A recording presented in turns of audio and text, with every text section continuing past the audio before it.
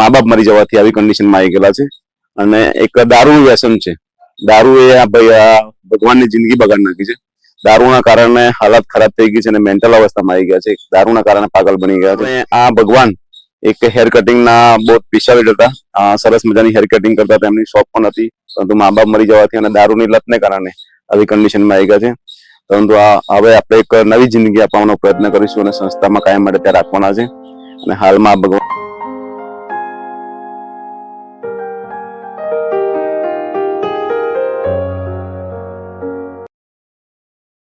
હાલ આપણે કાલોલ તાલુકાના મલાવ ગામમાં પહોંચી ગયા છે, જ્યાં એક ભગવાન બહુ ખરાબ કન્ડિશનમાં જિંદગી જીવે છે.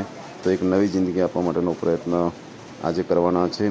તમે અમારી ચેનલને સબસ્ક્રાઈબ ના કરી હોય તો ચેનલને સબસ્ક્રાઈબ કરીને સેવા યજ્ઞમાં સહભાગી બનવા એક અમારી નમ્ર અપીલ છે. હાલ ભગવાનને જોઈ શકો છો કે તૂટેલા ફાટેલા કપડામાં પોતાની જિંદગી જીવી રહ્યા છે, પરંતુ આપણે એક મદદ કરીને સેવા કરીશું. હાલ આ જગદીશ પ્રભુજી માનસિક રીતે અસ્થિર છે અને મેન્ટલી અપસેટ છે, પરંતુ હાલ ત્યાં પહોંચી ગયા છે અને સમજાવીને એમને આપણે એક નવી જિંદગી આપવાનો આજે એક પ્રયત્ન કરવાનો છે. તો અંત સુધી જે મલાવ ચોકડીની આજુબાજુ રખડતી ભટકતી જિંદગી જીવતા હતા. હાલાત બહુ ખરાબ છે, તમે જોઈ શકો છો કે પોતાના કપડાનું પણ ભાન નથી. આપણે રોડ સાઈડ પરથી એમને પિકઅપ કર્યા છે.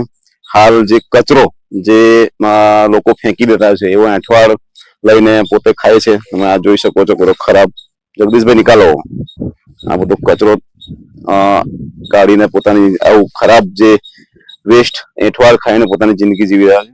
પરંતુ એક માનવ તરીકે આપણે એક માનવતાની દ્રષ્ટિએ એક નવી જિંદગી જીવવા માટે અહીંયાથી લઈ જવાના છે અને આશ્રમમાં શિફ્ટ કરવાના છે. ત્યાં રહેવા જમવાની અને માનસિક સ્થિતિ સુધરે તે માટેની તમામ સગવડો આપવાના છે. હાલ કોઈક આઘાતમાં આવી જવાથી અને પોતાના મા બાપ મરી જવાથી આવી કન્ડિશનમાં આવી ગયેલા છે અને એક દારૂનું વ્યસન છે. દારૂ એ આ ભાઈ આ ભગવાનની જિંદગી બગાડી નાખી છે. દારૂના કારણે હાલત ખરાબ થઈ ગઈ છે અને મેન્ટલ અવસ્થામાં આવી ગયા છે. દારૂના કારણે પાગલ બની ગયા છે. પરંતુ સંસ્થામાં 2 ટાઈમ ચા નાસ્તો, જમવાનું અને મેડિસિન આપવાથી ટૂંકા સમયમાં બદલાવ આવશે અને 2-4 મહિનામાં એમની સ્થિતિ સરસ મજાની થઈ જશે. અને એક સમયે આ ભગવાન એક હેર કટિંગના બહુ પિશાળી હતા, સરસ મજાની હેર કટિંગ કરતા હતા, એમની શોપ પણ હતી, પરંતુ મા બાપ મરી જવાથી અને દારૂની લતને કારણે આવી કન્ડિશનમાં આવી ગયા છે. પરંતુ હવે આપણે એક નવી જિંદગી આપવાનો પ્રયત્ન કરીશું અને સંસ્થામાં કાયમ માટે ત્યાં રાખવાના છે. અને હાલમાં ભગવાનને નજીકના પોલીસ સ્ટેશનમાં જાણ કરીને આપણે સંસ્થામાં રેફર કરવાના છે અને પછી ત્યાં કાયમ માટે રાખવાના છે. તો અંત સુધી અમારા વિડીયોમાં બન્યા રહો. હાલમાં ભગવાનને વેરિફિકેશન કરાવીને પછી સ્વચ્છ કરીશું અને સંસ્થામાં રેફર કરીશું.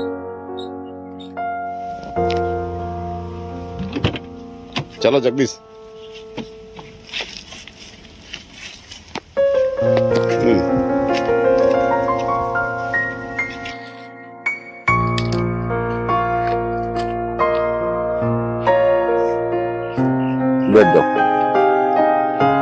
कपड़ा की कंडीशन जो हो जाए, देखो कपड़े की कंडीशन भी बहुत खराब है. हालातों की वजह से ऐसा हो गया. परिस्थिति आदि खराब कंडीशन में है, परंतु टूंक समय में संस्था में रहवाथी बदलाव जैसे.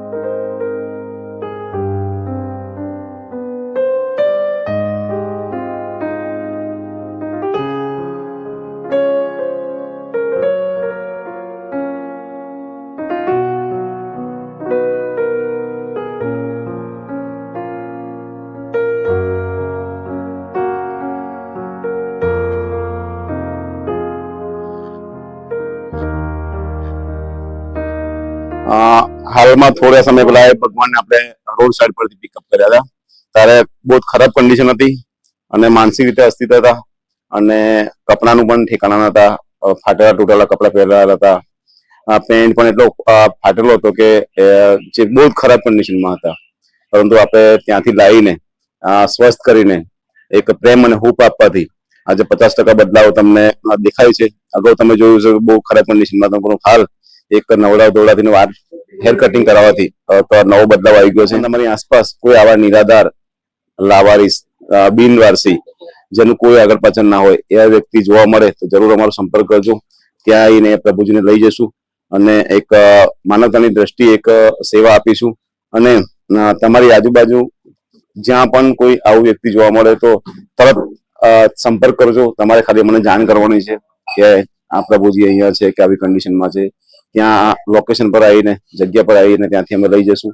અને એક તમારા કોલથી કોઈ ભગવાનની જિંદગી બદલતી હોય તો જરૂર આપણે એક કામ કરવું જોઈએ. મારી ફરી એક અપીલ છે કે જ્યાં પણ આવા વ્યક્તિ જોવા મળે તો જરૂર એક કોલ કરીને અમને જાણ કરજો, કાં તો વોટ્સઅપના માધ્યમથી અમને મેસેજ કરજો કે આ પ્રભુજી આ કન્ડિશનમાં, ખરાબ કન્ડિશનમાં છે. અમે ત્યાંથી પ્રભુજીને લઈ જશું અને એક સરસ મજાની જિંદગી જીવે એ માટે પ્રયત્ન કરીશું.